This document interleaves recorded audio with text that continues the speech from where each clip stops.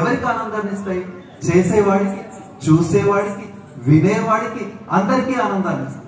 ఇంకా ఏం చేస్తాయి కళలంటే ఒక రకమైనటువంటి టీం వర్క్, అంటే మనందరం ఎలా కలిసి ఉండాలో నేర్పుతాయి మనం. ఎందుకోసం అంటే ఉదాహరణకి ఈమెకి ఆమెకి పంచాయతీ ఉంది అనుకోండి, కోల చేసుకొని దగ్గరికి వచ్చినప్పుడు ఆమెకు కొట్టలేక కోలే కొట్టాలి, ఎంత కోపం ఉన్నా టైంకి కోల కొట్టాలా, మొహం మీద కొట్టాలి? కోలే కొట్టాలిగా. కొట్టాలంటే దాని అర్థం ఏంటి? ఆ పాట మీద ధ్యాస ఉండాలి, అవునా?